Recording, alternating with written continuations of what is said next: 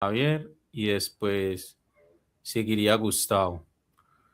Em, bueno, buenas noches, tardes o días, dependiendo desde qué momento o qué lugar ustedes lleguen a ver este video. Bienvenidos y bienvenidas a un nuevo programa para este canal de YouTube. Yo soy Juan González y me encuentro con dos personajes muy especiales que ustedes ya conocen muy bien y que a ustedes les gusta y los piden mucho y siempre quieren que regresen.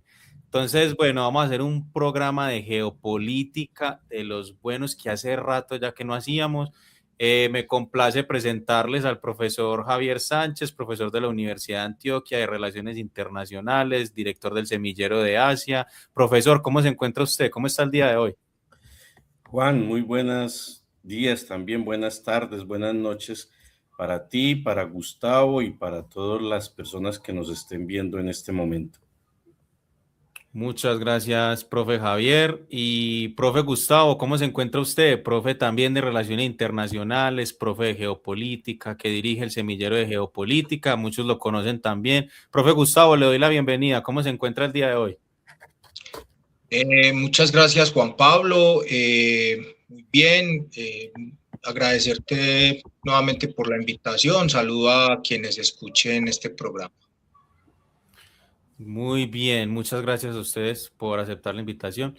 Bueno, vamos a comenzar ya sin más preámbulos, tocando un tema que yo siento que dio mucho de qué hablar en su momento.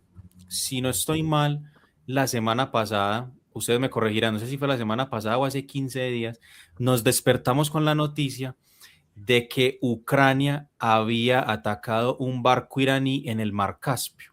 Entonces, yo cuando leí esta noticia dije, bueno, o sea, ¿y qué está pasando acá? O sea, Ucrania está cruzando ya unas líneas que me parece a mí que ya son muy delgadas. Ataca territorio ruso, ataca población civil. Ucrania parece estar dispuesto a lo que sea, ¿cierto? Peligrosamente a lo que sea. Ahora ataca un barco iraní y Irán dice que, pues, que va a responder. Hasta ahora, que yo sepa, no ha respondido. Voy a compartirles acá esta noticia que es del medio El Mundo. Este medio titula que la alianza entre Rusia e Irán funde las guerras de Ucrania y el Golfo. Vamos a ver cómo lo ven ustedes, profesor Javier y profesor Gustavo. Pues aquí más o menos lo que el medio, la noticia nos invita a pensar es que pues la alianza entre Rusia e Irán viene siendo muy fuerte. Tanto así que Irán le provee de sus poderosos drones que ellos pues vienen produciendo. Irán ya sabemos que está ahí en un problema con el gigante norteamericano. Pero entonces voy con Javier. Profe Javier, la pregunta sería, ¿qué piensa usted? ¿Cree usted que este ataque de Ucrania a Irán termine subiendo la escalada del conflicto? ¿Nos estamos acercando a un conflicto de mayor envergadura? La guerra de Irán es una guerra proxy también de lo que sucede en Ucrania. ¿Cómo lo ve usted, profesor? ¿Cómo ha seguido usted estos acontecimientos? Adelante, Javier.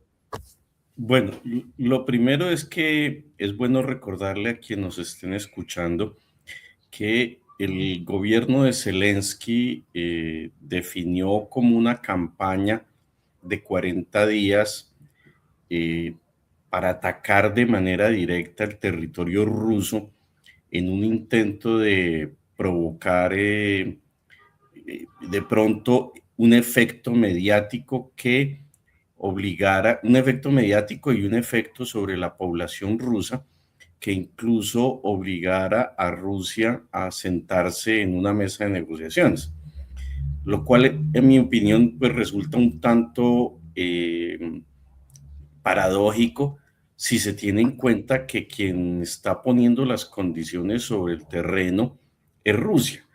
Es posible que Rusia, que los avances de Rusia sobre el terreno en Ucrania se registren de manera muy lenta. Los avances son muy lentos, pero efectivamente Ucrania, en un intento de provocar esta escalada y alterar intentando vanamente, ilusamente, pienso yo, forzar a Rusia a sentarse a una mesa de negociaciones, desarrolló esta campaña de 40 días que atacó sitios neurálgicos, incluso de carácter de naturaleza civil, no blancos militares en Rusia. Y dentro de esa misma, yo creo que hay que entender este ataque al barco iraní como parte de esa estrategia. Yo creo que el Zelensky está en un grado de desespero que ve que se le agota el tiempo y necesita arrastrar a Europa, necesita mantener a Estados Unidos al pie del conflicto en Ucrania, porque si no se quedaría absolutamente solo en ese propósito. Entonces, yo creo que el intento que estaba haciendo Zelensky era deliberado. Él ha salido a decir que fue un accidente, pero yo creo que es totalmente deliberado con el propósito, por un lado, de unir los dos conflictos. Creo que a Zelensky y a Occidente, porque yo creo que Zelensky no toma esa decisión de manera espontánea a sabiendas de lo que puede significar. Entonces hay un propósito deliberado. Sin duda, por ejemplo, las coordenadas de ese barco iraní tuvieron que ser suministradas o bien por la inteligencia del Reino Unido o por la inteligencia de los Estados Unidos. Entonces había un intento de provocar un acto que forzara a Irán a responder, y yo creo que también había una intención de los Estados Unidos de por la vía de ser atacada por Ucrania, provocar que Irán respondiera a Ucrania y se distrajera del enemigo principal o de la amenaza principal que tiene Irán, que es Estados Unidos. Entonces, la ventaja que yo creo es que tanto el gobierno ruso como el gobierno iraní no actúan de manera visceral, no responden de manera alocada a las agresiones que cometen los países que los han agredido, sino que calculan la respuesta y dosifican la respuesta. Como bien dices tú, hasta ahora no se conoce de que Irán haya respondido a esos ataques. No significa que no lo vaya a hacer, pero lo que es claro es que tanto Irán como Rusia entienden perfectamente que no pueden, no pueden escalar el conflicto en los términos que Ucrania y Occidente y Estados Unidos lo quieren escalar. Digamos, yo creo que la virtud que tiene Irán es que hoy maneja el ritmo de la escalada de acuerdo a sus intereses y de acuerdo a sus objetivos. No permite que el ritmo de la escalada se la impongan otros. Entonces yo creo que, digamos que esa sería como una primera lectura. Ahora, me parece muy preocupante porque dos conflictos que aparentemente estaban distantes geográficamente, que pretendan ser vinculados y articulados, pues va configurando un entramado que cada vez hace más conflictiva la región y más conflictiva la situación a nivel global. Sí, definitivamente, profe Javier, muchas gracias por esa introducción. Me parece muy importante lo que usted dice de que es que esos ataques de Ucrania son ya ataques desesperados. O sea, es que yo creo que desde el 22 de febrero que Putin lanza la operación militar especial es que Ucrania desde ahí no puede ganar la guerra. Pues yo creo que no sé, yo no, o sea, en serio yo no sé si hay alguien en Ucrania que piense que puede ganar esa guerra. O sea, en serio que sería un completo disparate. Y atacar a Irán, pues sí, es muy interesante eso, pensarlo. O sea, ¿será que quiere, es una maniobra también de Estados Unidos, como dice el profesor, para que Irán se desconcentre? ¿O también es una maniobra ucraniana para que Estados Unidos, digamos, mantenga financiando la guerra o se mantenga el conflicto allí? Pues cabe allí también dejarlo para que las personas nos cuenten algo en los comentarios. Pero paso ahora al profe Gustavo.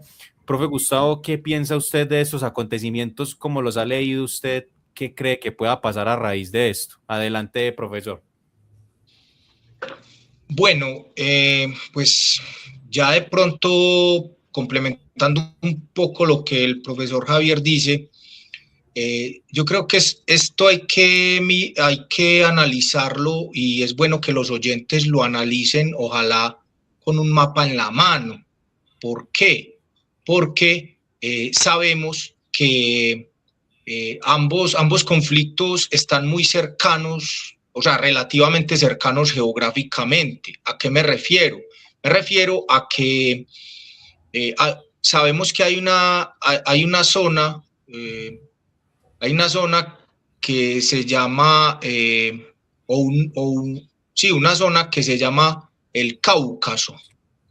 Resulta que el Cáucaso es como una especie de franja territorial que conecta por tierra a Rusia con Medio Oriente.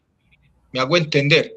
El Cáucaso es una región territorialmente grande y el Cáucaso está dividido en dos Cáucasos, el Cáucaso Norte y el Cáucaso Sur.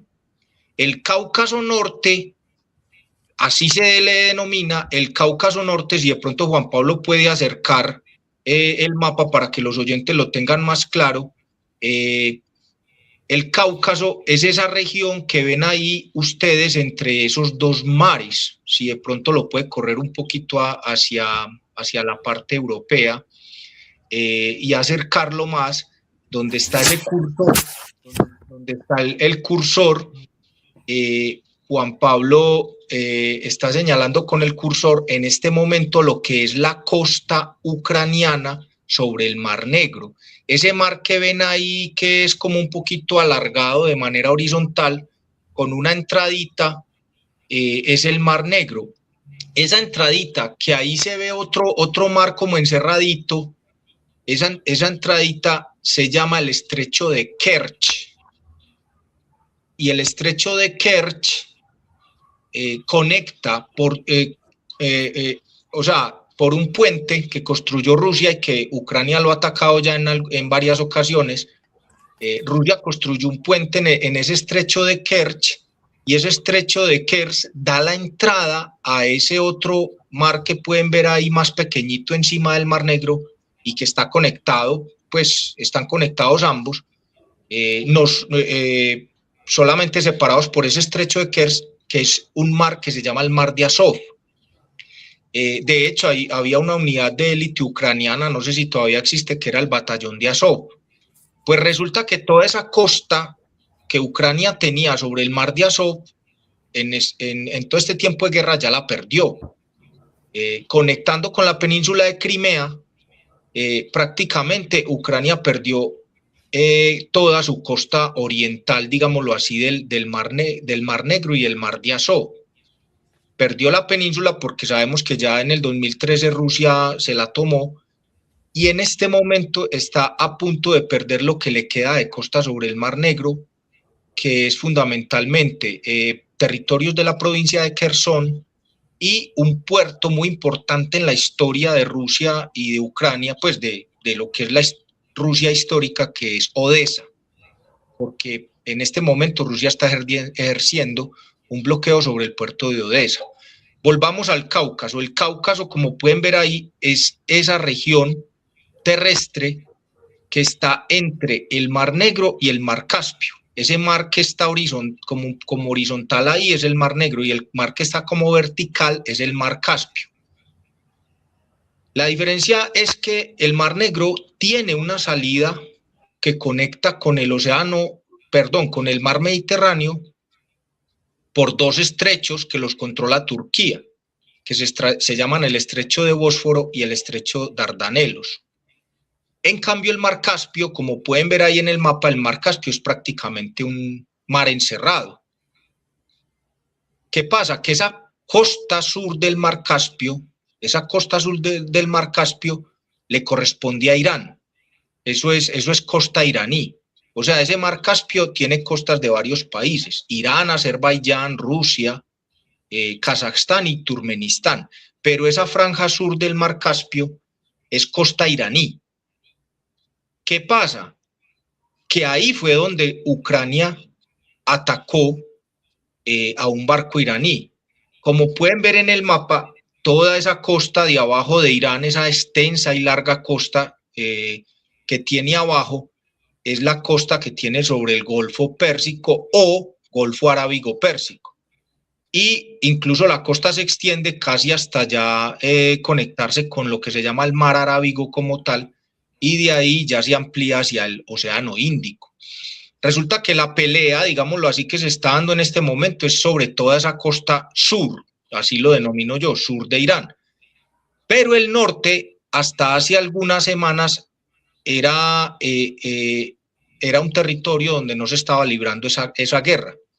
Porque hasta hace algunas semanas, Juan Pablo, porque es que este no es el primer ataque a la costa iraní del Mar Caspio.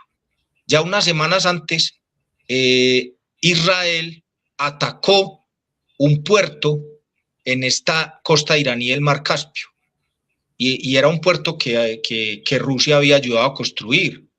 Ahí, por ejemplo, Vladimir Putin le llamó la atención a Netanyahu y le dijo, bueno, o sea, ¿usted quiere pelear conmigo o cómo es la cosa? Entonces, esta ya es la segunda vez, ya no lo hace Israel, lo hace Ucrania, qué curioso, pero primero lo hizo Israel, ahora lo hace Ucrania. En mi opinión, lo que quieren es abrir un segundo frente. ¿Qué es lo que pasa? Que es que en el Caspio abren un segundo frente, generan una inestabilidad bastante fuerte, golpean a Irán por el, digámoslo así, por el norte, por su costa del Caspio, donde hasta el momento no se estaban dando pues como mayores enfrentamientos, y el Cáucaso se inestabiliza otra vez. ¿Por qué? Porque ese Cáucaso, que es esa zona que Juan Pablo está mostrando ahí, entre el mar Caspio y el mar Negro, ahí el Cáucaso Norte todo pertenece a Rusia, son 7 provincias, entre ellas están Chechenia y Dagestán, que fueron en algún momento separatistas. La parte sur son 3 países que ahora son estados-nación independientes, que son Georgia, Armenia y Azerbaiyán. Georgia, con un gobierno anterior que tuvo, le planteó una especie de guerra a Rusia previo a las elecciones donde ganó Barack Obama. Rusia se metió. Luego, ahora, recientemente, Armenia y Azerbaiyán son 2 países que han tenido conflictos y Azerbaiyán, al parecer, tiene acuerdos con Turquía, pero también con Israel, que es lo curioso. Entonces, yo creo que es como la forma de ir buscando abrirle un segundo frente a Irán, y en esto Zelensky se presta para eso. Eso lo digo claramente, Zelensky se presta para eso, porque Zelensky se envalentona porque sabe que le proveen las armas, pero si él fuera solito, quién sabe si se atrevería a tanto. Entonces yo creo que es la forma de ir mezclando estos conflictos y de generar una inestabilidad aún mayor en la región, con una peligrosa escalada que no podemos determinar dónde pueda terminar, más grave aún de lo que está pasando. Muchas gracias, profe Gustavo. Le voy a hacer otra pregunta a usted, profe, pero va a ser la misma para los dos. Y es que vemos cómo se conectan ya diferentes potencias en estos conflictos: Israel, Estados Unidos, Rusia. Estamos hablando de que posiblemente entra una escalada global, pero miren que desde hace un tiempo medios amarillistas o youtubers, muchos medios hablan de tercera guerra mundial, de guerra a escalas globales, pero yo vengo pensando, no sé ustedes qué piensen, yo vengo pensando que lo que está pasando en el mundo tiene más características de guerra fría, de guerras calientes que estallan en diferentes puntos, pero que son apoyadas por detrás, ¿cierto? Por potencias que, digamos, no se encuentran frente a frente en el campo de batalla, ¿cierto? Ya sabemos cómo fue la Guerra Fría entre la Unión Soviética. Ahora yo veo, y por eso es lo que les quiero preguntar a ustedes, yo veo que esto tiene más tintes de Guerra Fría, de Estados Unidos y China, que tienen una Guerra Fría más diferente, ¿cierto?, que la Unión Soviética, porque China le compite con recetas económicas, con tecnología, con diplomacia. Pero bueno, profe Gustavo, aquí mi pregunta es esta. ¿Cómo está siguiendo China esos acontecimientos? ¿Qué cree usted que qué intereses tenga China acá? ¿O realmente cuál es la posición del gobierno chino? Porque si China aspira a ser potencia mundial, pues tiene que seguir muy de cerca todos estos acontecimientos. Y bueno, no sé, profe Gustavo, ¿usted qué piensa? La pregunta es la misma para los dos y no sé, Javier, qué piense. Pero entonces, profe Gustavo, que acaba de hablar, le doy la palabra. ¿Cómo ve usted que Pekín, cómo sigue estos acontecimientos? Adelante, profesor. Pues el caso de China es muy particular porque China tiene muchos intereses en Irán, digámoslo así, tiene lazos comerciales, económicos, buena parte del petróleo de China llega por Irán. Irán es parte fundamental de ese gran proyecto que se llama la nueva ruta de la seda. Si Irán cae, el proyecto de la nueva ruta de la seda sufre un golpe muy fuerte porque dentro de ese proyecto de la ruta de la seda está el contactar directamente a China con todos los países de Medio Oriente por vía terrestre. Es absolutamente necesario y la vía más cercana para conectar a China con los países del Medio Oriente es Irán, porque la otra sería dar una vuelta por Rusia, por el Cáucaso y esa zona pues tiene una geografía un poco más enrevesada, aparte que es un trayecto más largo. Entonces, yo creo que, a ver, yo creo que a China no le interesa que Irán caiga, pero creo que tampoco pues, va a jugarse su existencia y pues como tal a meterse de lleno si Estados Unidos empecina en que sí o sí quiere destruir a Irán. Será un golpe fuerte para China, pero creo que China tiene una estrategia a más largo plazo. En el corto plazo, pues es innegable que pues lo que está pasando y pues que Irán está poniendo una cuota muy dolorosa porque es su propio territorio el que se está viendo atacado. China está sufriendo afectaciones también en sus intereses económicos. Un aliado está siendo golpeado, pero eso desgasta a los Estados Unidos, eso es evidente. De hecho, por ejemplo, veía un portal yo donde ya están diciendo que Estados Unidos en este momento se está quedando sin interceptores. Prácticamente tiene que coger a todas sus industrias militares a marchas forzadas a hacer más interceptores. Y Juan Pablo, pues la guerra también es económica. La guerra tiene un componente económico. Y el componente económico es que Estados Unidos, sus componentes militares son muy costosos. En cambio, los de Irán son más baratos. Compare, por ejemplo, cuánto vale un misil Patriot versus cuánto vale un dron Shahed o inclusive un misil balístico de Irán. Es decir, la guerra también es económica. Irán la libra con medios más económicos que le cuesta, pero el aparataje militar de Estados Unidos es más costoso.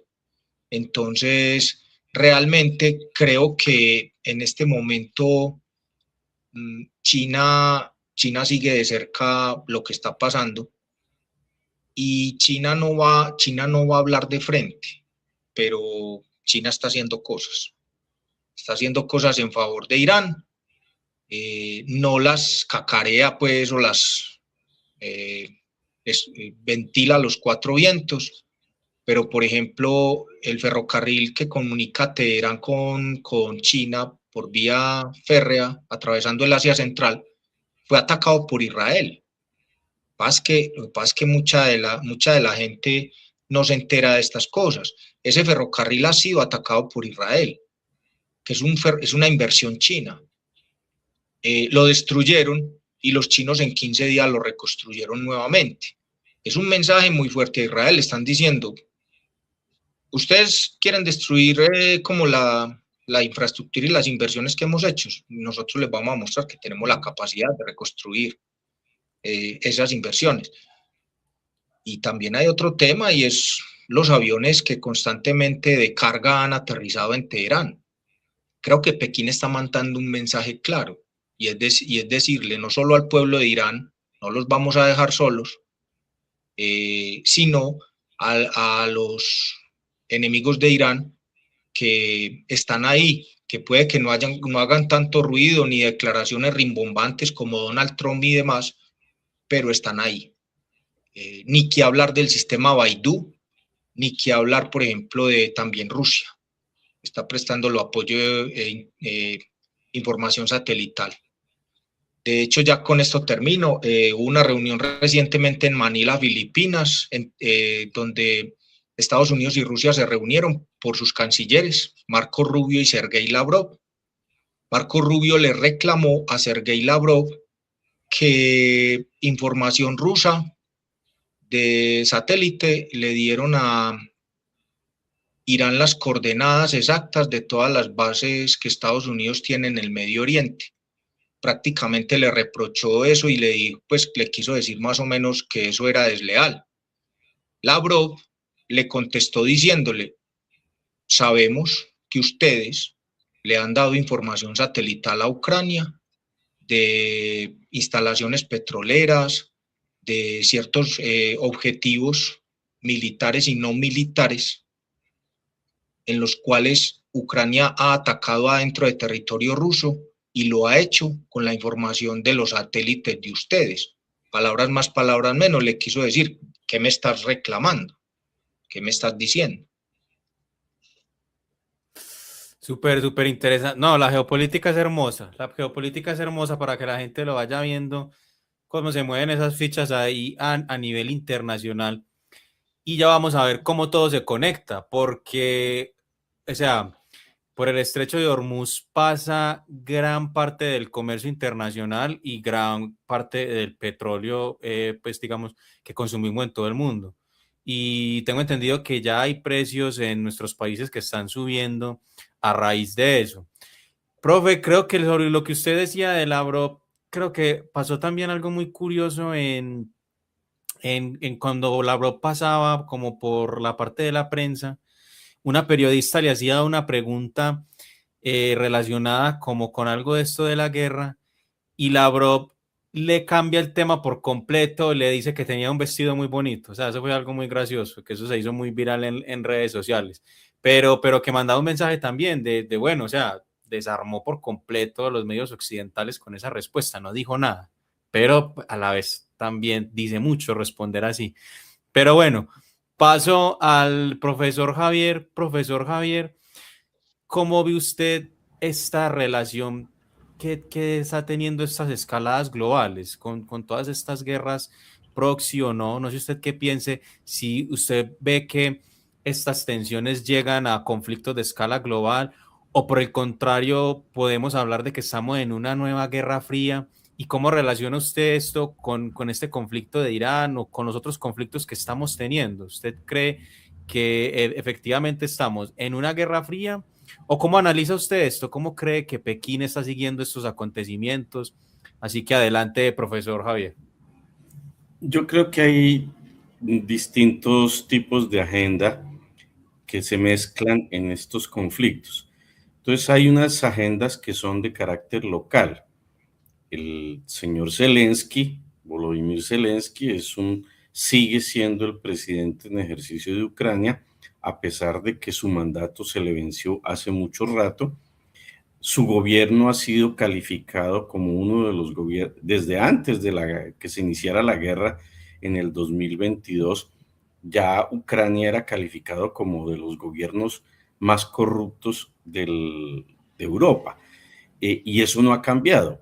Incluso se sabe que son muchos los casos de corrupción asociados al aprovechamiento de los recursos y de las ayudas económicas provenientes de Europa y de los Estados Unidos para continuar con el conflicto. Es decir, se están lucrando de la guerra tanto el círculo cercano del gobierno ucraniano como hasta el propio Zelensky. Hay sospechas de que Zelensky habría abierto cuentas en otros países de Europa a los que estaría dirigiendo parte de los recursos que muy seguramente iban originalmente a la guerra. ¿A qué voy? A señalar que Zelensky entiende perfectamente que el día que termine la guerra, sus días están contados. Incluso en días recientes se ha producido una remoción de varios los funcionarios cercanos, incluyendo creo que el ministro de Defensa ucraniano, y al que desde ya se le calificaba como un posible opositor o un contendiente de Zelensky el día que hubiera nuevamente elecciones. Entonces, ahí hay una agenda que es particular, y para garantizar la sobrevivencia del régimen ucraniano, pero incluso la sobrevivencia de la persona misma de Zelensky, Zelensky necesita que el conflicto continúe. El día que baje el conflicto, tiene sus días y sus horas contadas. Entonces, ahí hay un propósito deliberado de Zelensky de seguir arrastrando de manera permanente a los países europeos, a Estados Unidos, y obviamente si se puede dar la mano con Israel, pues lo hace. Todos sabemos entonces también que Israel también tiene su agenda propia. Digamos, casi que pudiéramos decir que el ataque de agresión a Irán, tanto el de hace un año, el año pasado, en el junio del 2025, como el actual que comenzó el 28 de febrero, ha sido una agresión cometida por parte de Estados Unidos, empujada por Israel. Lo han revelado los propios funcionarios de los Estados Unidos, que ha sido la presión israelí la que ha conducido a que Estados Unidos se embarque en esta guerra. Ya cada vez son más las voces de protesta de congresistas del Partido Demócrata de los Estados Unidos que califican a Trump como un insensato que está conduciendo ha llevado a los Estados Unidos a involucrarse en una guerra de esta magnitud, simplemente por favorecer a Israel. Y aquí vuelven otra vez las agendas individuales y personales. Parte de esa involucramiento de Estados Unidos muy seguramente tiene que ver con el escándalo de Epstein. Todo parece indicar que las acusaciones que se ciernen sobre el papel jugado por Trump y lo que Trump habría hecho en la manipulación y el abuso sexual de menores de edad, tiene a Donald Trump con el agua al cuello. Y el agua al cuello se la determina es el lobby israelí, el lobby judío en Estados Unidos. Entonces, hay agendas individuales que intentan ocultar preocupaciones de otra naturaleza, pero obviamente las relaciones internacionales y la geopolítica, bueno, y habría la otra agenda personal, es la del propio Netanyahu, que también tiene elecciones en un par de meses y podría ser también derrotado en estas elecciones. Entonces, esas son las agendas individuales y nacionales que ayudan a explicar una parte del conflicto y del escalamiento de estos conflictos. Pero obviamente la relación internacional y la geopolítica no se puede explicar estrictamente o exclusivamente por esas agendas nacionales. Hay unas agendas de carácter geopolítico que están en la trastienda, en la trasescena. Entonces, por ejemplo, ¿por qué el ataque a Rusia? El ataque a Rusia es un programa, una hipótesis y una línea de trabajo de la política exterior estadounidense desde la época del gran analista Joseph Brzezinski, que señalaba la importancia de golpear a Rusia y de utilizar a Ucrania como ariete para debilitar a Rusia. Entonces, eso ha sido una parte que ha sido una agenda que de manera tardía se ha venido ejecutando, pero ese es el objetivo fundamental. Siempre ha estado sobre el interés de los Estados Unidos y de Europa también, porque en esto Europa va de la mano de Estados Unidos. Han querido debilitar y prácticamente fragmentar a la Unión Soviética en el pasado y ahora a Rusia, sin lograrlo.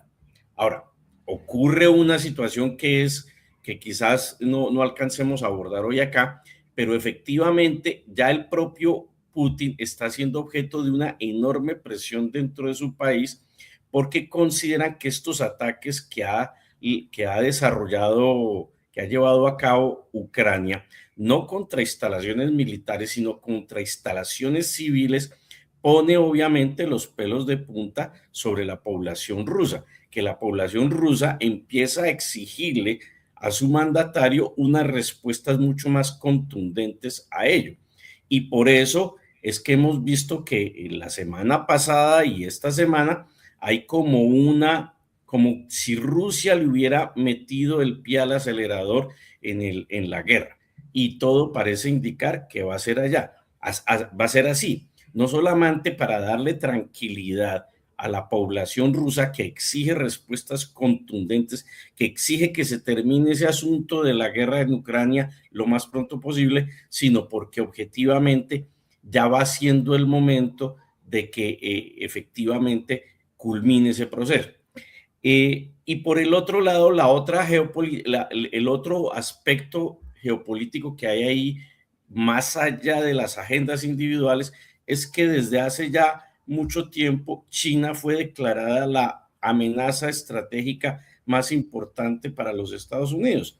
Desde la época de Obama desarrolló una política que se llamaba la del pivote asiático. Estamos hablando del año 2012, 2013, en la que señalaba que Estados Unidos debía girar su política hacia el este, hacia la zona de la cuenca Asia-Pacífico.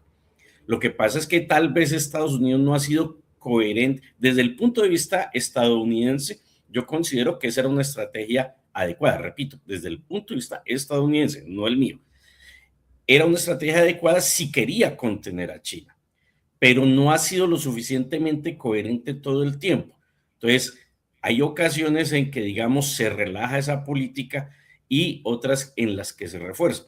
La llegada de Trump, ¿qué es lo que hace? Volver a retomar esa agenda de centrarse en la cuenca Asia-Pacífico. Y por eso es que Estados Unidos emite su doctrina de seguridad nacional en diciembre del año pasado, en la que vuelve a señalar lo mismo. Dice, no todas las regiones del mundo tienen la misma importancia para Estados Unidos. Tenemos que rectificar esa postura de que consideramos todas las partes del planeta como del mismo peso específico, y resulta que eso no es así. Entonces, ¿qué es lo que está bregando a hacer Estados Unidos? Estados Unidos está bregando primero a dejarle el chicharrón, perdónenme los oyentes la expresión, el chicharrón de Ucrania a los europeos. Y por otro lado, aspira a poder concentrarse en su batalla contra China. Lo que pasa es que en ese camino se enreda cuando termina dándole contentillo y satisfacción a los deseos de Israel y ataca a Irán en la creencia ilusoria de que el ataque contra Irán sería una operación quirúrgica al estilo del secuestro del presidente Maduro en Venezuela, que sería una cosa de horas o a lo sumo de días, y que con asesinar al ayatolá Jamenei, el régimen iraní se caería y instalarían un gobierno títere como el que hoy tiene Estados Unidos en Venezuela. Pero eso no ocurrió, y a este momento ya la guerra de Irán sobrepasa los 4 meses, marzo, abril, mayo, junio, julio, agosto.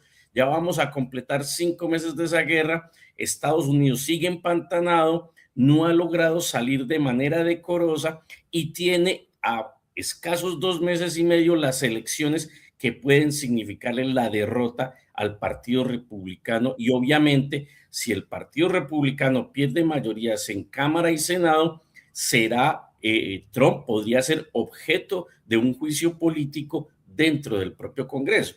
Entonces, digamos, lo que es complicado en la geopolítica es que se enredan agendas de carácter individual, incluso individual de los individuos, me refiero a Trump, a Netanyahu, a Zelensky, con agendas que son de carácter geoestratégico o geopolítico, que ya son las agendas del imperio norteamericano o del intento de Israel de acrecentar su influencia y de consolidar su proyecto del Gran Israel. Entonces, eso es lo que hace complicada la cosa. Y obviamente que, para concluir mi intervención, obviamente los chinos observan con todo detenimiento lo que está ocurriendo tanto en Ucrania como en Irán. Ellos aprenden, están viendo cuál es la respuesta que ha tenido Estados Unidos a la reacción de Rusia en Ucrania y a la reacción de Irán en su propio territorio, y los chinos hacen el aprendizaje como corresponde, porque saben que la siguiente ficha del dominó a nivel geopolítico global pueden ser ellos. Entonces ellos están en un proceso de aprendizaje, al igual que lo dice el profe Gustavo, yo confirmo, también sostengo lo mismo. China no se queda quieto, lo que pasa es que la forma de actuación y de intervención de China es mucho más diplomática o estratégica, y por tanto no es grandilocuente, no es de medios de comunicación ni de reflectores, pero es bastante decisivo. La puntería, para ponerle, y con esto cierro mi comentario, la puntería de los misiles iraníes que han golpeado las bases estadounidenses en todo el Medio Oriente, eso solo se explica por un aporte en materia de datos de inteligencia que fundamentalmente deben haber sido aportados o por Rusia o por China, gracias a esa plataforma de la que hablaba el profesor Gustavo, de Beidou, que es un sistema de posicionamiento global competidor del GPS norteamericano, y que es superior al GPS norteamericano en la medida en que tiene muchos más satélites en órbita que permiten hacer una ubicación casi que con un margen de error mínimo sobre los blancos a los que se puede dirigir, por ejemplo, un ataque o un misil. Entonces, creo que esos son los otros elementos que podríamos traer aquí a esta mesa de análisis. Muchas gracias, profesor. Usted dice cosas muy, muy interesantes, pero dice algo que a mí me gustaría mucho resaltarlo. Y de pronto me salgo un poco del tema, pero me parece importante que la gente se lleve esto. Me parece muy importante la intervención del profe Javier, porque nos habla de que existen unas agendas locales, nacionales, pero que estamos en un mundo globalizado, interconectado, y que esas agendas nacionales o locales no son ajenas a las agendas internacionales. Profe, cuando usted decía eso, a mí se me venía a la mente lo siguiente. Pues hoy estamos grabando esto 7 de agosto en un cambio de poder de la posición presidencial del señor Abelardo de la Espriella, y entonces hay gente que dice, es que Petro hizo mal esto, es que la campaña esto y lo otro. Sí, pueden haber errores y hay unas agendas nacionales efectivamente, pero es que, ojo, que el presidente de los Estados Unidos dijo que su candidato era este, y la gente dice, no, pero es que es un loco dando su opinión, la gente vota. No, o sea, es totalmente determinante, porque son personas con capacidad política, con capacidad económica, todas las agendas al fin y al cabo se interconectan o interactúan de alguna forma. O sea, me parece muy importante que la gente se lleve esto para que por fin entienda de que las cosas que suceden, sea lo que sea lo más mínimo, realmente tiene algún tipo de conexión con lo que está sucediendo afuera. Y más si nosotros somos un país del tercer mundo, pues que es que nosotros, o sea, Colombia, y lo hemos visto en clase con los profesores, Colombia no tiene política exterior propia, no puede. Los países del tercer mundo casi que no pueden tener una política exterior propia. Pero, profe Javier, muchísimas gracias por la intervención, es muy importante, y les propongo que pasemos a la siguiente noticia, o al siguiente acontecimiento que nos va a dar también mucho de qué hablar, y es el siguiente. En los últimos días, esto sí fue muy reciente, esto fue esta semana, si la memoria no me falla, sucedió algo en España. Atención a la gente de España, si de pronto nos llega a ver, las personas que tienen familiares en España, que es muy común también que tengan familia por allá. España ha sufrido una crisis migratoria. La derecha española lo llama también invasión, ¿cierto? Ustedes saben que aquí ya salen, España tiene elecciones el otro año, entonces esto le sirve también a mucha gente. Esto aquí puede conectar muchas cosas.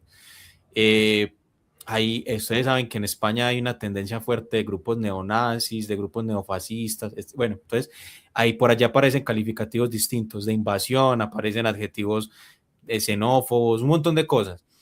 Pero no sé ustedes qué piensan, y vamos a ver esta noticia, si tal vez eso sea una parte muy superficial de lo que esté pasando realmente, porque Ceuta, la crisis migratoria es en Ceuta.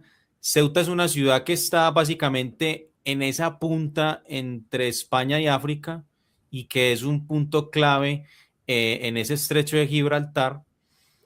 Y bueno, y miren lo que titula este medio. Dice, ¿por qué la inteligencia china cree que el Mossad puede estar detrás de la crisis migratoria en Ceuta? Entonces, vuelvo al profesor Javier. Profesor Javier, ¿usted cómo ha leído estos acontecimientos? Sabemos que fueron, algunos medios dicen 70.000 personas intentaron cruzar la frontera, otros dicen que 80.000, otros dicen que menos, pero fue muchísima gente. Fue muchísima gente. Y bueno, es curioso también, profe Javier, ¿no le parece a usted que 50.000, 60.000 personas tomen la decisión de un momento a otro de cruzar una frontera? Y más en este punto, porque sabemos en dónde está ubicados Ceuta y Melilla, que en este caso fue Ceuta, pero que mañana podría ser Melilla, ¿cierto? Entonces, profe Javier, vuelvo a usted y le doy la palabra. ¿Cómo ha seguido usted estos acontecimientos? ¿Qué piensa usted sobre lo que titula este medio? Adelante, profesor Javier. Juan, me voy a tomar la licencia de dejar sin respuesta unos minuticos esta segunda pregunta, porque no quisiera conectar más bien el comentario final que hacías antes de proponernos este tema, de que todo está conectado. Justamente en estos días de descanso estaba leyendo este libro que recomiendo a todos los que nos estén viendo. El Tao de la Guerra, del coronel Pedro Baños. Del coronel Pedro Baños. Y entonces voy a leer brevemente un par de párrafos en los que justamente él muestra cómo la forma de pensar occidental es muy distinta de la forma de pensar de los orientales, y eso tiene que ver con la vida, pero también con la geopolítica. Entonces dice el coronel Pedro Baños, dice, las diferencias entre ambas culturas son más que notables. Mientras que el pensamiento occidental tiende a ser analítico y lineal, el pensamiento oriental y específicamente el chino suele ser holístico y circular. En Occidente, para estudiar un objeto, tendemos a separarlo de su contexto. Si queremos entender algo, lo aislamos. Nuestro pensamiento es categórico. Definimos qué es una cosa y qué no lo es. Por el contrario, señala el Pedro Baños, el relacionismo chino implica que no se puede entender una parte sin el todo. Las cosas no existen de forma aislada, sino en correspondencia con otras. Su pensamiento es contextual. El significado de algo depende de su entorno y del momento. Entonces, estos párrafos me sirven para intentar darte una respuesta justamente de la noticia que nos acabas de compartir. Es que efectivamente al común de los mortales nos puede resultar loco vincular distintos conflictos a lo largo del planeta. Y entonces, por ejemplo, cuando el presidente Petro señalaba la interferencia y la injerencia de Estados Unidos y de Israel en las elecciones y en los resultados electorales de la segunda vuelta. En general eso se presentaba como una teoría conspiranoica por parte del presidente Petro para no aceptar los resultados de las urnas.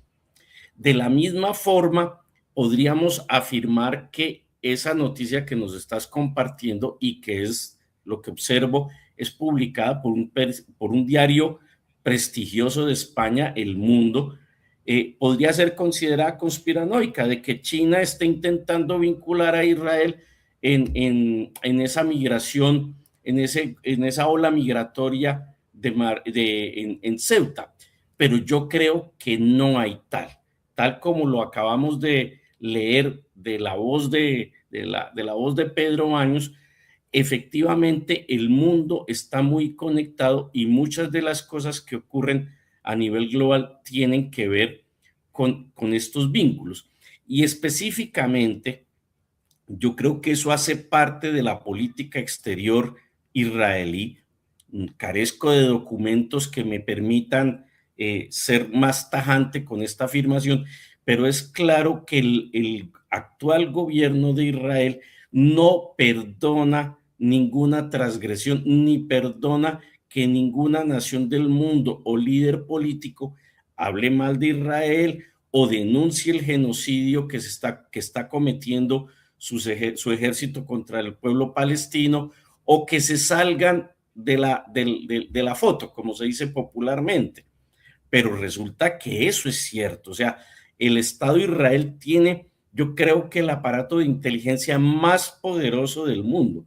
Yo me atrevería a señalar, sin ser experto en esos temas, pero me atrevería a señalar que la capacidad de inteligencia militar y geoestratégica de Israel puede llegar a ser superior a los equipos de inteligencia del Reino Unido, que son reputados como los mejores, y a los mismos de los Estados Unidos. Y efectivamente Israel no perdona, y efectivamente, ¿cuál es el objetivo? Que esta ola migratoria, que es sorpresiva, si bien es cierto que siempre ha habido pobladores del norte de África que han querido llegar a España a través de Ceuta, que es una ciudad que está de la costa, digamos, está en el lado africano de España. Eso ha sido normal. Lo que no es normal es estas oleadas de un momento a otro. ¿Pero por qué tienen lugar? Porque es que el gobierno de Pedro Sánchez, el gobierno de España en concreto, de un tiempo para acá, ha sido muy tajante a la hora de condenar a Israel y los crímenes que Israel está cometiendo contra el pueblo palestino. Entonces, Israel le pasa la cuenta de cobro, sin duda, a España por la vía de generarle un conflicto que pone en dificultades, obviamente, a un gobierno, a su gobierno, justamente en la mira de un proceso electoral, como tú mismo lo señalas.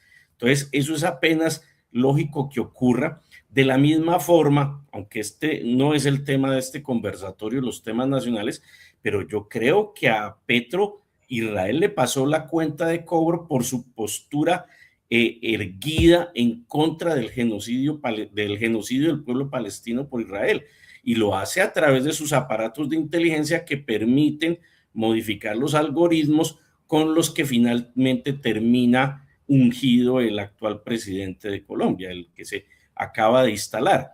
Entonces, no me resulta loco eso, y no me resulta nada loco que el gobierno chino y la inteligencia china le atribuya a los órganos de inteligencia israelí, en concreto al Mossad, estar detrás de esa crisis migratoria en Ceuta. Sí, muchas gracias, profe Javier. Es muy importante eso, y digamos que la gente se lo lleve, porque hay veces, pues nosotros que nos dedicamos ya como a rastrear este tipo de cosas, a estar pendientes de lo que pasa en el mundo, pues, ¿qué le dice? O sea, la gente dice, pero ¿será alguien del común? Se preguntará, ¿será posible Eso, o sea, pero, o sea, nosotros le decimos, sí, es que las élites hacen eso, o sea, las élites funcionan así, y las élites occidentales, o sea, no se les olvide que existe una lista de Epstein, que hay pruebas, que hay documentos desclasificados, que hay videos, que hay fotos, o sea, y mire, o sea, las élites hacen eso. Ahí está Pastrana, ahí está el señor Donald Trump, ahí está él, que ahora es rey de Inglaterra. O sea, y si nosotros estamos en manos de esas personas, pues alcáncense a imaginar ellos qué serían capaces de hacer con nosotros con tal de conseguir sus intereses. O sea, lo siento mucho, yo pues con todo respeto, porque yo sé que hay personas que votaron por el presidente electo, digamos, porque creían que estaban haciendo lo correcto, ¿cierto? Hay personas que en medio de lo que piensan creen que están haciendo lo correcto y bueno, está bien, pero, pero en verdad que nos entristece muchísimo que hayan engañado a tanta gente y que no sé, que luego el día de mañana les vayan a decir que lo que pasa en Gaza no es un genocidio, o sea, es por este tipo de cosas. Se me vienen muchas cosas a la mente, pero y bueno, y se me van chocando los cables, pero me parece muy importante resaltar eso de la intervención del profe Javier, y es que las élites están dispuestos a hacer lo que sean para conseguir sus intereses. Bueno, Juan, un sí, puntico chirriquitico que adelante, tiene que profe. ver con lo que hemos hablado de Irán. Es que no podemos olvidar que una de las formas que ha buscado tanto Israel como Estados Unidos desestabilizar a Irán es por la vía de estimular intenciones separatistas o intereses étnicos en Irán, por ejemplo, con la población baluche o con la población de origen kurdo. Eso lo han intentado y se ha sabido perfectamente de cómo Israel ha intentado, ha apoyado logísticamente, financieramente a esas, digamos, a esas posibles opositores del gobierno central de Irán, pretextando los problemas étnicos, el tratamiento a los problemas étnicos, pero eso lo han utilizado. Eso es, desafortunadamente, puede que eso no sea muy glamuroso, pero desafortunadamente en la geopolítica la patada más bajita es patada de karateca, directo a la nuca. Sí, sí, sí, definitivamente, estamos de acuerdo. Sí, eh, em, hacen eso en Irán y digamos que lo que sea, profe, ¿cierto? Profe Javier, profe Gustavo, lo que sea, si tienen que financiar unos influencers, un par de influencers, si tienen que financiar unas iglesias evangélicas, si tienen que promover una guerra santa, meterle, porque miren, yo a veces la derecha en estas últimas campañas electorales, creo que en la del 2022 no tanto, pero me parece que en la del 2026 había gente que estaba armando un relato de guerra santa, de que el petrismo y el pacto histórico son Satanás y son el bando ateo, por decirlo así, y hacen eso. Y si eso no funciona, pues van a modificar los algoritmos. Y si eso no funciona, pues no sé, van a entrar tropas o van a venir por el presidente y se lo llevan en unas horas, van a hacer lo que sea, van a hacer lo que sea. Piénsenlo ustedes del lado que sea, no se imaginen a Trump, a Epstein, a Netanyahu, podría hacerlo Putin, Xi Jinping también, ¿cierto? Es política, es realpolitik. Pero bueno, para no extenderme tanto, paso al profesor Gustavo. Profesor Gustavo, ¿cómo ha seguido usted estos acontecimientos? ¿Qué opina de lo que sugiere esta noticia? De que al parecer hay unos informes de inteligencia chinos que dicen que detrás de la crisis migratoria en Ceuta hay allí intereses geopolíticos mucho más grandes, sea el Mossad, sea la CIA, sea lo que sea, ¿cierto? ¿Cómo ha leído usted esta noticia, profesor? Adelante. Bueno, Juan Pablo, de pronto antes de que se me olvide, que pronto no se me vaya a ir la idea, tú mencionaste que, por ejemplo, pues la gente del común a veces tiene una lectura muy particular, ¿cierto? Eh, Creo que te escuché decir eso. Lo que pasa, Juan Pablo, es que, pues, bueno, a mí a veces me gusta meterme en problemas. Cuidado. Lo que pasa es que, con todo respeto, la gente del común no ha perdido la inocencia. Yo ya la perdí. Pues, o sea, a mí estudiar la geopolítica me hizo perder la inocencia hace mucho rato. Y como diría el filósofo Arturo Schopenhauer, el conocimiento causa dolor. ¿Qué quiere decir eso? Que el que desconoce vive feliz. ¿Por qué? Porque desconoce. Pero el que conoce, eso le causa dolor. ¿Por qué? Porque empieza a generarle un montón de dudas, de preguntas, de querer saber más, de querer conocer más, y entre más lee, más se angustia, y eso se vuelve una bola de nieve. Entonces a eso voy, o sea, es porque las personas del común no han perdido la inocencia. Y con todo respeto, tragan entero, sobre todo los jarabes que le dan los medios de comunicación, sobre todo lo que tienen que ver con los medios de comunicación de televisión, prensa, pues las redes sociales. De pronto algunos, por ejemplo tu caso y otros, tratan de salirse de ese redil. Pero, por ejemplo, es vergonzoso ver, por ejemplo, análisis geopolíticos o cuando los medios de comunicación de prensa escrita, algunos periódicos o algunos noticieros de los noticieros acá en Colombia, o las emisoras de radio, tratan de hacer un análisis de lo que está pasando en otro lugar del planeta. Y uno ve que, por ejemplo, para hablar del Medio Oriente, confunden un sunita con un chiita, un árabe con un turco, con un persa. O sea, hacen una mezcolanza impresionante y prácticamente un montón de generalizaciones. Entonces todo el mundo es terrorista y los musulmanes son terroristas. ¿Usted imagina donde 2.000 millones de personas tuvieran una visión extrema de una religión? Los musulmanes son casi 2.000 millones.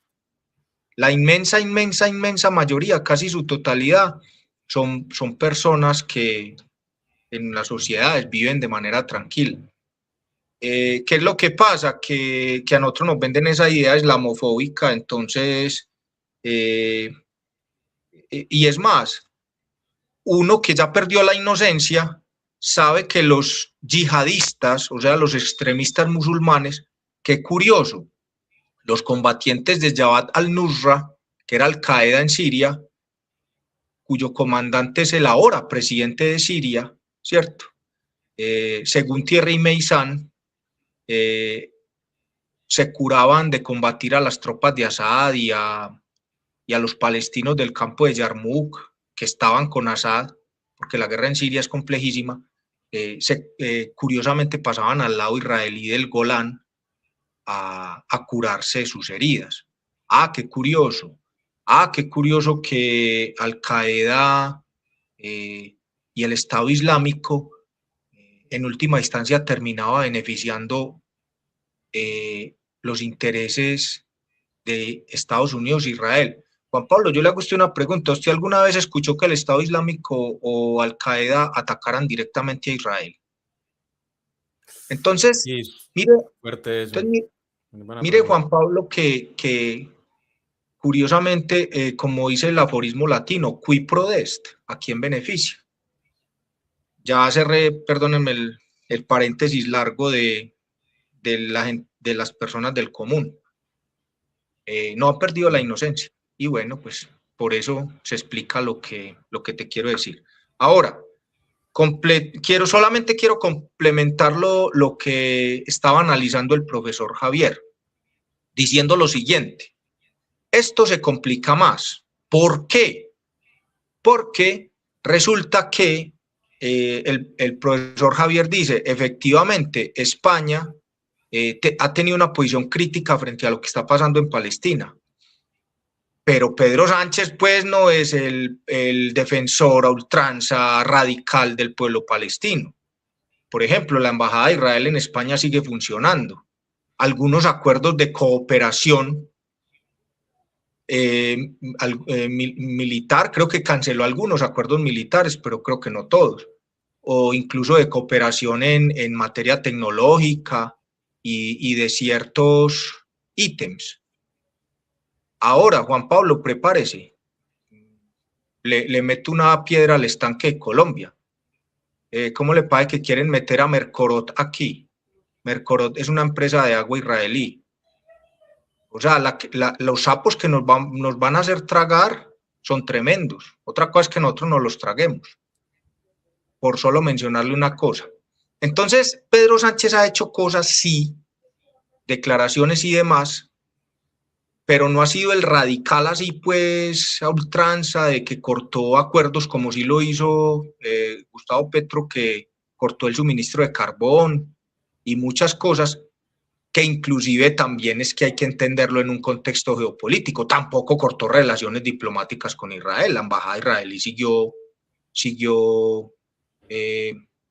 estando acá en Colombia.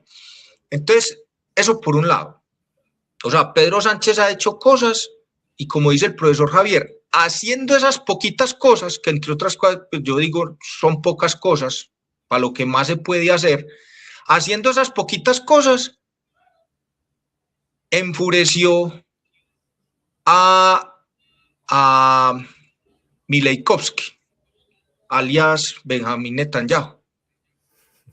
Porque es que usted se pone un alias cuando usted quiere ocultar su verdadero nombre, ¿cierto?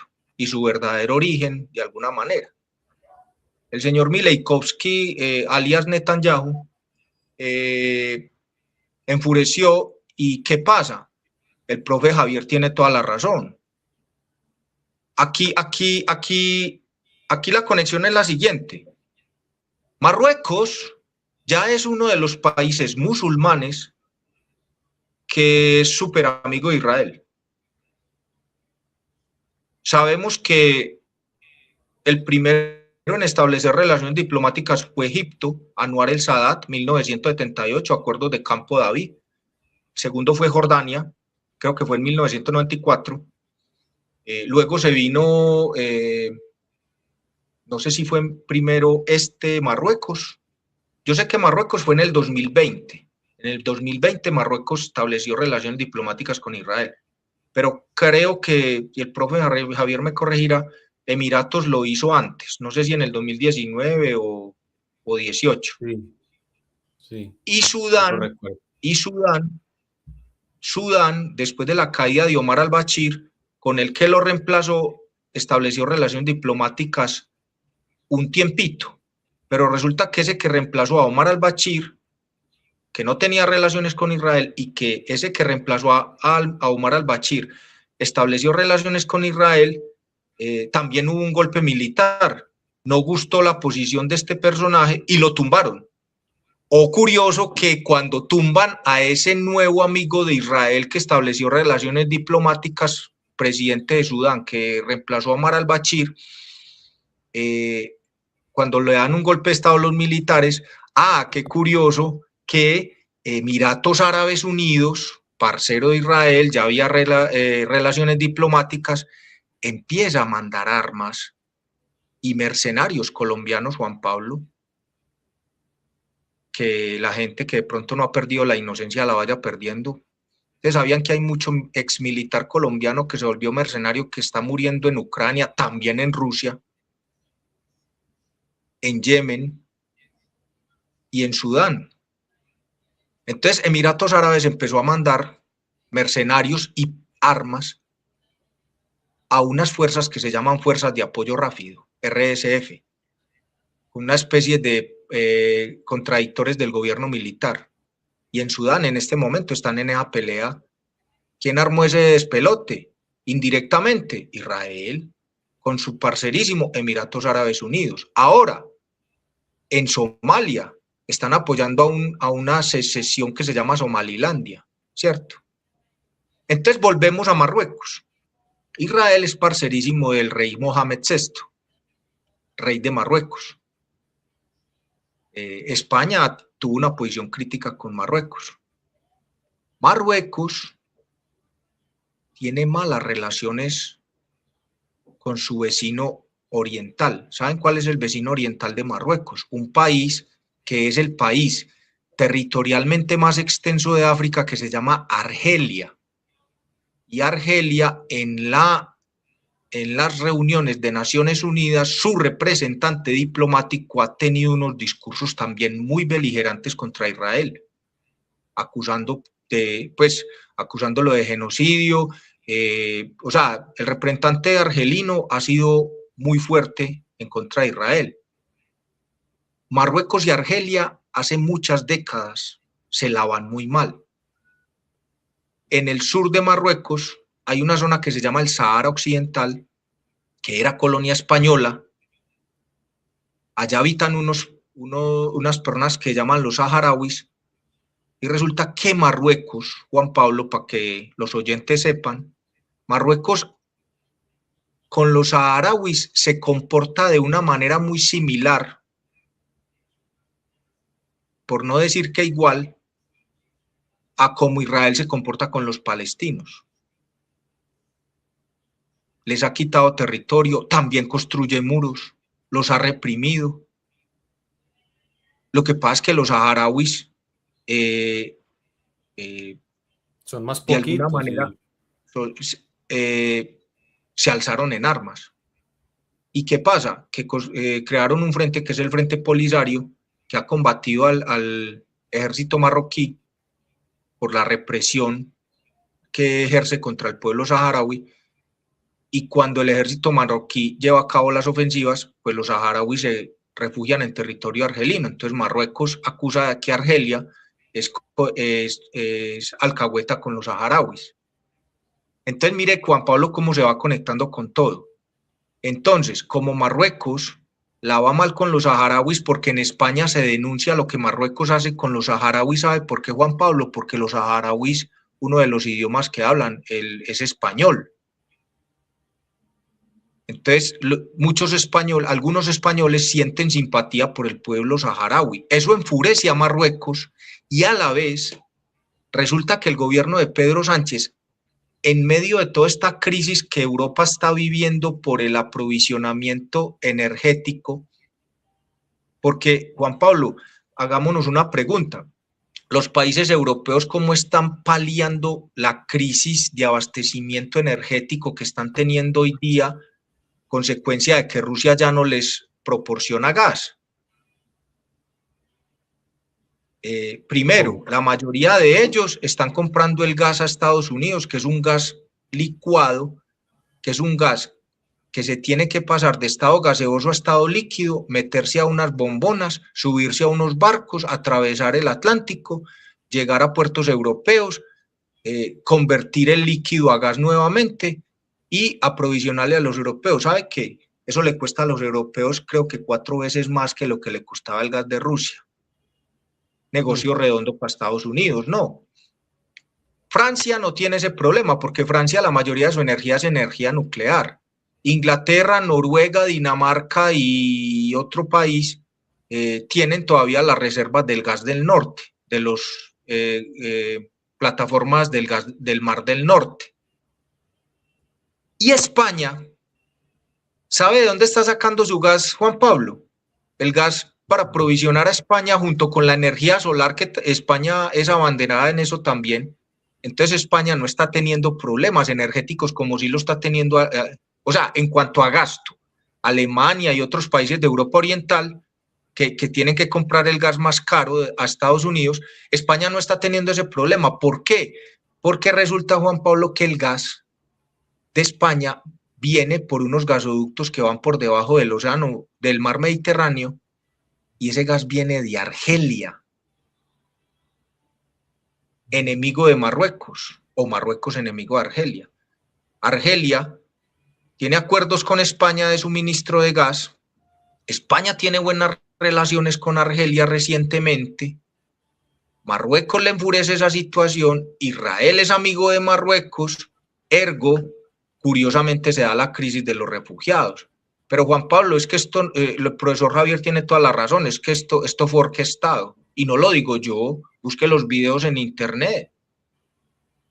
Camiones con estas personas eran escoltados por la policía marroquí. Y abrían las compuertas de atrás, se bajaba toda esa gente y la policía ahí. ¿Cómo me vas a decir ¿Cómo me vas a decir que la policía, que es la que se debe encargar del manejo de las fronteras, coadyuva esa situación? Claro, cogieron la valla de Ceuta, ¡prum!, se pasaron para el otro lado. Esto fue complicidad de la policía marroquí. Y Mohamed VI es súper amigo, parcerísimo de Mileikovsky, alias Netanyahu. Estados Unidos, súper amigo de Gianni Infantino, le van a dar la final del Mundial del 2030, ya que yo soy pues como chismoso y farandulero, ¿cierto? Le van a dar la final a Marruecos del 2030, Gianni Infantino también está metido aquí y es súper amigo de Trump.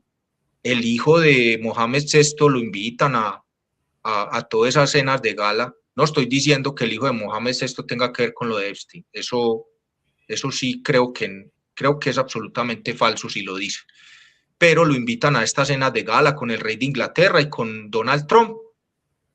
Además, porque Marruecos, esto también es tema de recursos, Juan Pablo. ¿Usted sabía que Marruecos va a ser una vedette muy atractiva al futuro? Porque creo que, si el profesor Javier me corrige, el 50% de las reservas de fosfatos del mundo están en Marruecos. No en Marruecos, en los territorios saharauis. Adivine quién se va a quedar con eso, o quién se quedó ya, Marruecos. Los fosfatos son fundamentales, como las tierras negras, las tierras raras y la urea. No me extiendo más. Súper esa intervención. Ojalá nos viera ciudadanos españoles y españolas sobre esto. Pues muy importante esto para todo el mundo, pero ciudadanos españoles y españolas, muy importante que tuvieran esto presente, porque bueno, los partidos políticos necesitan votos y van a sacar sus narrativas del otro año, pero cuidado que lo que hay detrás de esto son entramados ya mucho más grandes. Que miren aquí ya lo que menciona el profesor Gustavo Soto. Profesor Javier y profesor Gustavo, yo les voy a mostrar esta imagen, les voy a picar la lengua, básicamente les voy a picar la lengua a ustedes con esto, y con esto les propongo que finalicemos. Miren lo curioso que viene sucediendo en el mundo, y es el problema que estamos teniendo con los estrechos. Ya el profesor Gustavo nos hacía una abrebocas de bueno, miren los recursos que hay allí en el Sahara.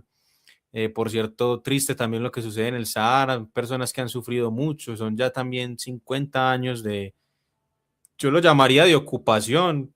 Es triste también lo que hizo España, con la muerte de Franco se desentendió de esto, porque al fin y al cabo se supone que su responsabilidad era darle algún tipo de solución a eso, pero bueno, eso es un tema ya muy amplio. Miren, por ejemplo, en dónde está la crisis migratoria, en un estrecho. Miren dónde se ha concentrado la guerra de Irán y Estados Unidos, en un estrecho, el estrecho de Hormuz. Miren lo que pasa en la guerra civil de Yemen y cómo ahora parece que Arabia Saudita quiere meter sus manos ahí, cómo es que los hutíes de Yemen atacan barcos rusos, estadounidenses. Es el estrecho de Bab al-Mandeb, el estrecho de Gibraltar. Por allí pasan muchos recursos, llegan al canal del Suez, luego van por Bab al-Mandeb, está el estrecho de Hormuz que saca gran cantidad de petróleo y de recursos. Entonces, no sé, yo quisiera que finalizáramos con esto. Le doy la palabra al profe Javier. Esta imagen es como para picarle la lengua a usted, profesor. Usted, como para ir finalizando, ¿qué reflexiones le suscita esta imagen a raíz de los conflictos que hemos venido mencionando? Entonces, profe Javier, le doy la palabra para que nos cuente usted qué piensa. Juan, yo creo que el mapa nos pone la evidencia de que se mueve detrás de muchos de los conflictos que hay a nivel global. Históricamente, una de las fuentes del poder mundial ha sido obviamente los recursos naturales, pero no basta con controlar los recursos naturales, también hay que controlar las rutas de transporte de las mercancías o de esos recursos naturales. Entonces, muchas de las guerras que el mundo ha tenido que conocer han tenido que ver o luchas por guerras por el control de los recursos, no tanto por los territorios. Son guerras por los territorios, pero porque son ricas en recursos. Ya lo acaba de decir el profe Gustavo cuando recuerda que en el Sahara Occidental lo estratégico es que justamente es una gran reserva de fosfatos. Entonces, ese territorio es estratégico, es por eso. Si en la región del Medio Oriente no hubiese petróleo, quizás no habría tal nivel de conflictividad en esta región del mundo. Quizás no habría habido toda esa serie de guerras que hay ahí. Si Venezuela no tuviera petróleo, a lo mejor los estadounidenses le habrían perdonado la vida al presidente Maduro. ¿Cuál es la razón por la que hasta ahora no hayan ido por Nicaragua? Pues porque en Nicaragua no hay petróleo. Entonces, no significa que eso vaya a detener una agresión de Estados Unidos sobre Nicaragua o sobre Cuba, porque hay otras razones aparte, digamos, de los recursos estratégicos con que cuente un territorio para decidir tomar control de ese lugar. Pero efectivamente en el mundo contemporáneo y a pesar del ejercicio de los propósitos que el mundo se ha planteado de reducir la dependencia de los combustibles fósiles y de hacer un proceso de transición energética, aún todavía el mundo gravita alrededor de la matriz energética basada en hidrocarburos y por eso esos lugares donde hay tantos recursos naturales y especialmente recursos como el petróleo y el gas natural, pues son estratégicos. Y obviamente cuando hay un cuello de botella geográficamente hablando, que digamos se denominan como los estrechos, pues la cosa se complica más porque quien controle ese estrecho controla los flujos de comercio, controla la vía de navegación, controla los sistemas de transporte y demás. Entonces, claro, ahí se está jugando parte de la geopolítica de los 2 últimos años. ¿Cuál es en este mapa que tú nos compartes, Juan Pablo, se alcanza a ver por allá en la esquina superior izquierda a Groenlandia? Y debemos recordar que una de las pretensiones de Estados Unidos bajo la administración de Trump 2.0 es quedarse con Groenlandia. ¿Y por qué por Groenlandia? Porque Groenlandia es la vía de comunicación, es la ruta de transporte hacia el océano Ártico y a Estados Unidos le interesa controlar esa vía justamente porque entiende que hoy Rusia quizás es la nación del mundo que tiene una mayor presencia y fronteras con el océano Ártico y por tanto en ese propósito diseñado por Brzezinski que mencioné en una de mis intervenciones, pues todo lo que afecte el normal flujo del comercio de Rusia hacia el mundo, hacia Europa, pues tiene que ser atacado. Entonces, no es coincidencia ese mapa, no es coincidencia que justamente este conflicto migratorio ya no diríamos en Ceuta, sino justo enfrente del estrecho de Gibraltar, tenga lugar. Debemos recordar que ahí hay otro actor en juego, y es que el estrecho de Gibraltar sigue teniendo, el peñón de Gibraltar sigue estando bajo el control del Reino Unido, y es un tema de litigio entre España y el Reino Unido. Y uno se pregunta, ahí en el mapa, en ese mismo mapa que nos pones aquí enfrente, se ve el Reino Unido mucho más arriba. ¿Y qué tiene que ver el Reino Unido con el estrecho de Gibraltar? ¿Qué está haciendo ahí? Pues está estableciendo una cabeza de playa que le permite tener el control del mar Mediterráneo, no solamente para efectos mercantes, para efectos comerciales, sino también para el transporte, por ejemplo, de armas. Muchos de los armamentos, de las armas que llegan al Estado de Israel para seguir atacando a los países vecinos de Israel, como al pueblo palestino, transitan por el mar Mediterráneo. Y obviamente que por eso es que Israel le ha concedido tanta importancia a esa relación con Marruecos, como bien lo señala el profe Gustavo, la relación entre Marruecos e Israel es bastante estrecha. Y efectivamente, en esos acuerdos de Abraham que se suscribieron en el año 2020, varias naciones del mundo árabe y del mundo musulmán decidieron recomponer sus relaciones con Israel.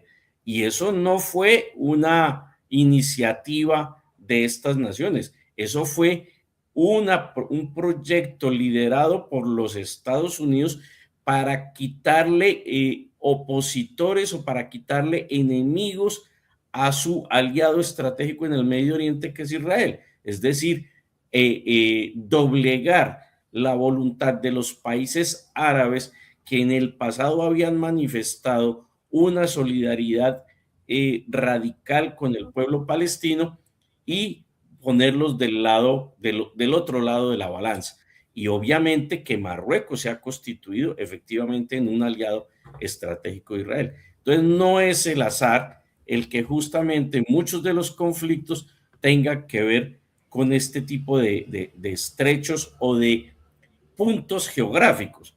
En una de sus intervenciones ahora el profesor Gustavo también nos recordaba el tema del puente de Kerch, o sea, otro punto de conexión geográfico muy importante que en este caso pues ya golpea a Rusia en el conflicto que mantiene con Ucrania.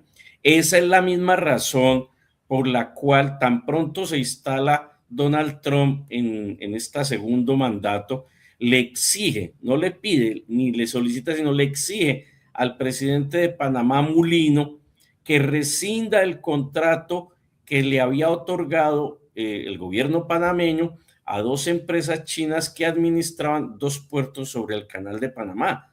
Eso tiene nombre propio. O sea, todo, digamos, la geopolítica digamos, tiene varios fundamentos y varios motivos que son los que le imprimen el movimiento, y las contradicciones que se dan en el terreno de la geopolítica tienen que ver con el control de territorios ricos en recursos naturales y con el control, y entre otras cosas, no son los únicos, con el control de las rutas de transporte marítimo, terrestre o de otra naturaleza. Muchas gracias, profe Javier, por esa intervención tan importante. Iba a decir algo y se me escapó. Bueno, mientras me acuerdo, pues le doy la palabra al profe Gustavo. Profe Gustavo, ¿usted cómo analiza este mapa? Tenemos el estrecho de Gibraltar, el estrecho de Bab al-Mandeb, el estrecho de Hormuz, que casualmente son lugares en donde se presentan conflictos, hay tensiones y hay choque entre potencias, entre diferentes países. Y me acabo de acordar de lo que iba a decir sobre Gibraltar, precisamente, y es que, profe y oyentes, la gente ve a Gibraltar y dice, pues al Reino Unido, ¿esto para qué? Es un balneario, un lugar para ir de vacaciones. Y puede que sí, pero también es que, miren, yo hace unos días me salió casualmente una publicación en redes que recordaba la importancia que tuvo el estrecho de Gibraltar en la Segunda Guerra Mundial. O sea, inclusive podríamos especular que si no fuera por Gibraltar, la campaña del África, ¿cierto? Recordemos las campañas del África, el Africa Corps, de la Alemania nazi contra Inglaterra y demás. El resultado pudo haber sido tal vez diferente, porque el estrecho de Gibraltar fue fundamental para el Reino Unido, allí para abastecerse, para hacer todo tipo de maniobras militares. Entonces, se me vino a la mente eso, lo recordé. Entonces, miren, aunque sea un enclave, un espacio chiquitico, pues allí en el mapa geográfico termina siendo determinante para los países. Entonces, eso era lo que iba a decir y voy a dejar a la reflexión, y le doy la palabra al profesor Gustavo y bueno, para que vayamos finalizando. Profe Gustavo, ¿qué piensa usted de este mapa y qué reflexiones nos dejaría al respecto de los estrechos? Adelante, profesor. Bueno, gracias, Juan Pablo.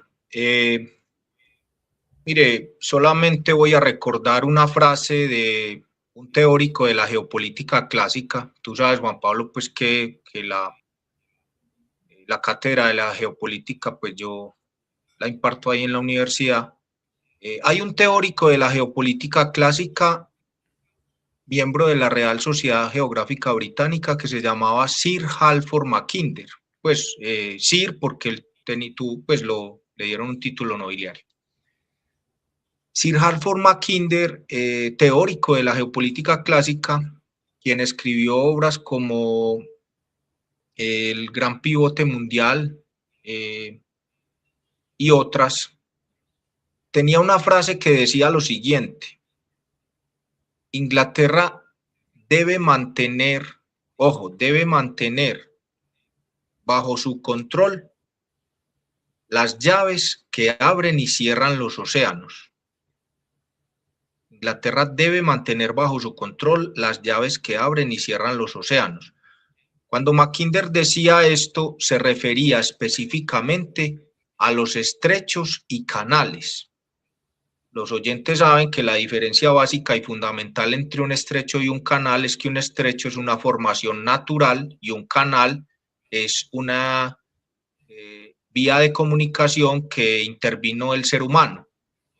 Ejemplo, en este mapa se puede ver un solo canal, que es el Canal del Suez, que fue una obra de ingeniería que se hizo en el siglo XIX con inversión británica y francesa para romper eso ahí entre Egipto y la península del Sinaí y hacer un canal para comunicar el Mar Rojo con el Mar Mediterráneo.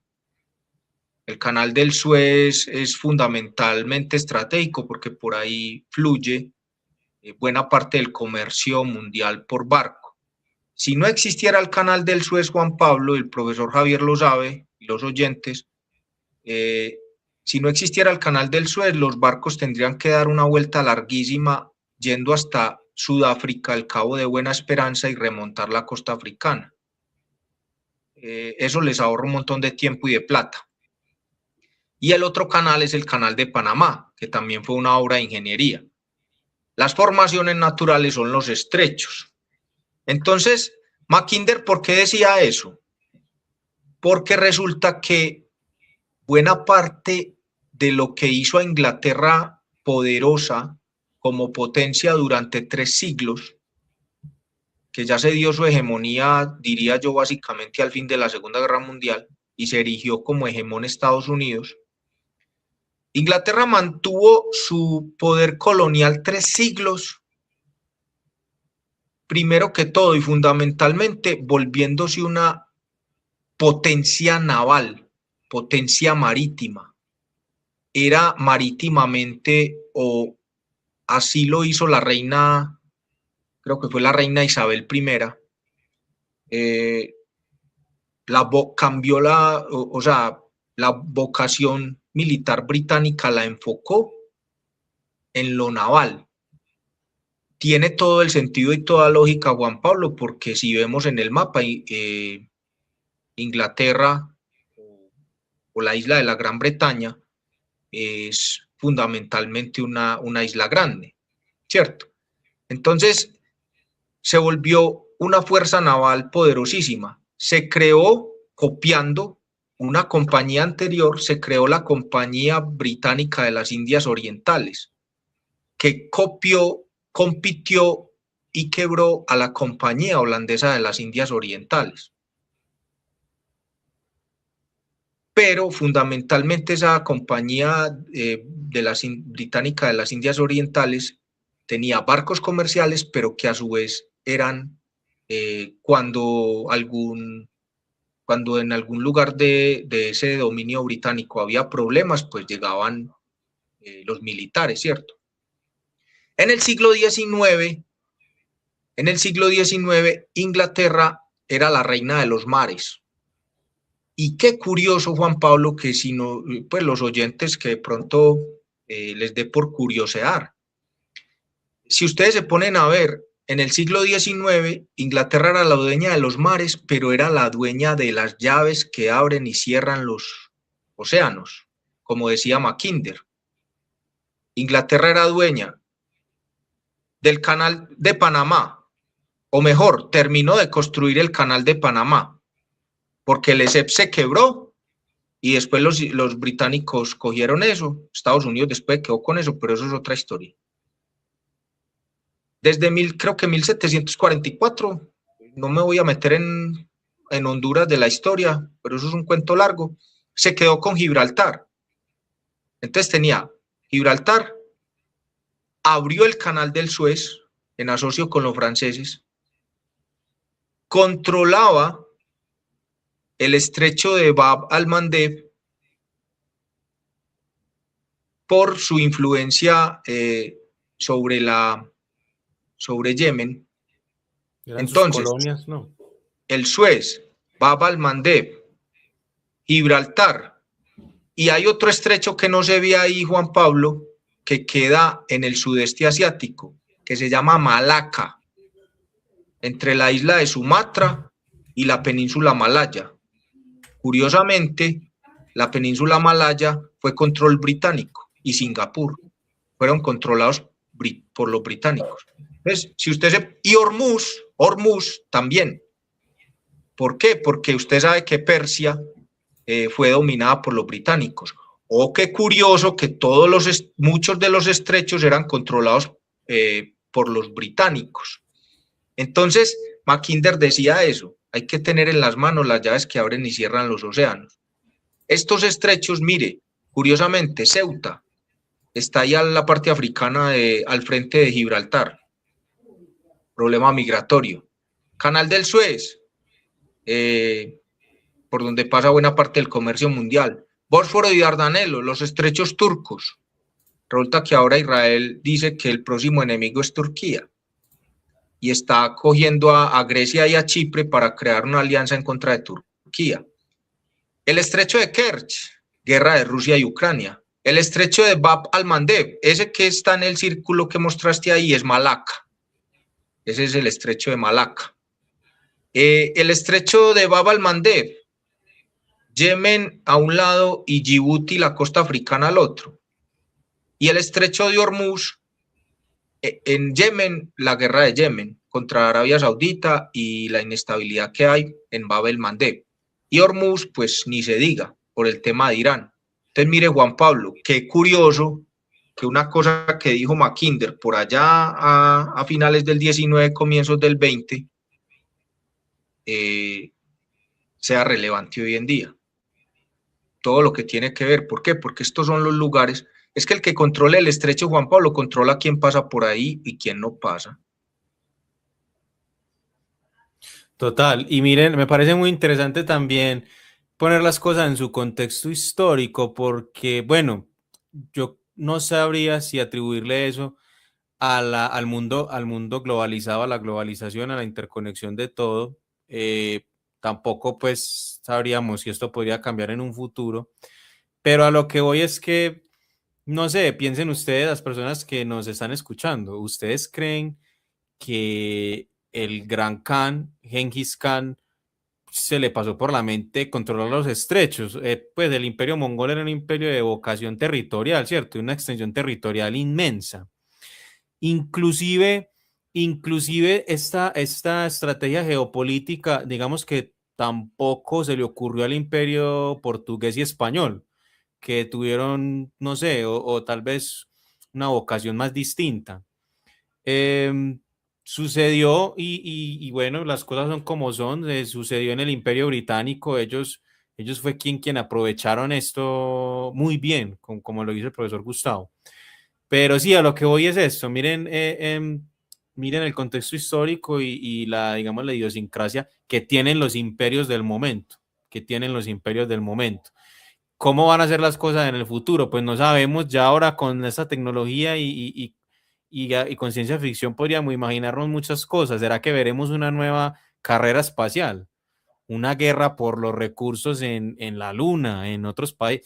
Miren, profes, ya, yo que trabajé en el planetario, no sé si les he contado, yo a veces le decía a la gente para que se volara la cabeza.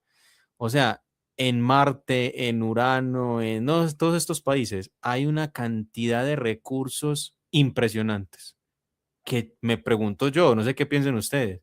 ¿Será que algún día el ser humano va a desarrollar la capacidad y cómo va a ser esa pelea por esos recursos que están en esos otros planetas. Sería interesante pensarnos eso, ¿cierto?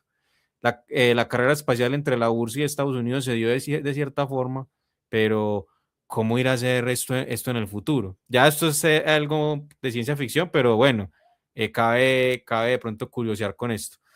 Bueno, ya para finalizar, profe Gustavo, le doy la palabra para que se despida, para que usted, si quiere dejar alguna otra reflexión, pero desde ya le digo, profesor Javier, muchísimas gracias, es un placer siempre tenerlo por acá.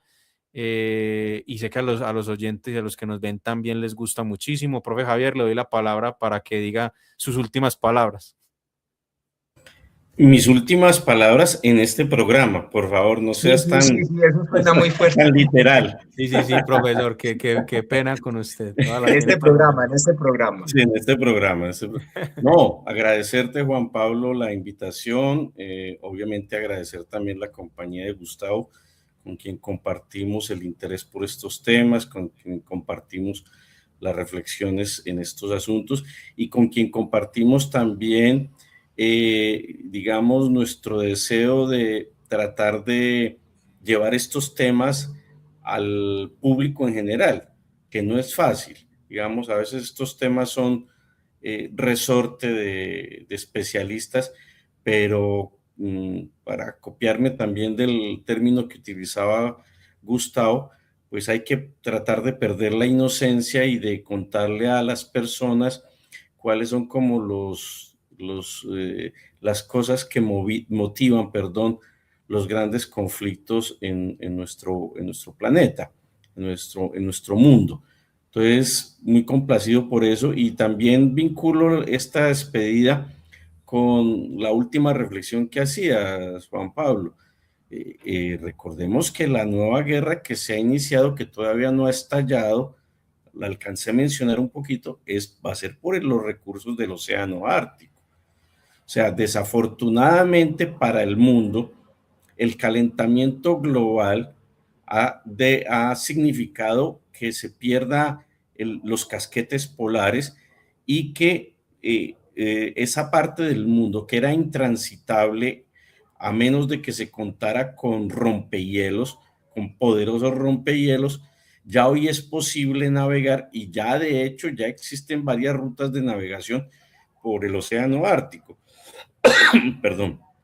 Incluso para naciones como Rusia y como China, hoy ya se están pensando, a raíz de todos estos conflictos geopolíticos, se están pensando muy seriamente en alterar sus rutas de navegación comercial para utilizar el océano Ártico y poder llegar, por ejemplo, por el Ártico hacia Europa o hacia las costas de Canadá y de Estados Unidos.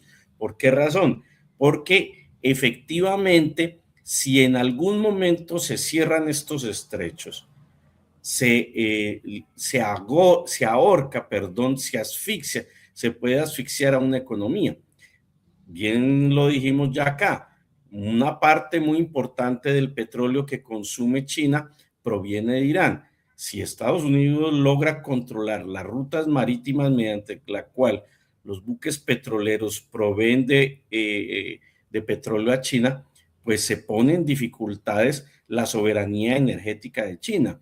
Por eso es que efectivamente China ha reforzado a través de rutas terrestres y ferroviarias los vínculos con el Medio Oriente para garantizar que por otras vías los recursos energéticos que requiere. Y de la misma forma también eso ha motivado a China, y eso es favorable no solo para China, sino para el mundo, ha reforzado sus procesos de transición energética.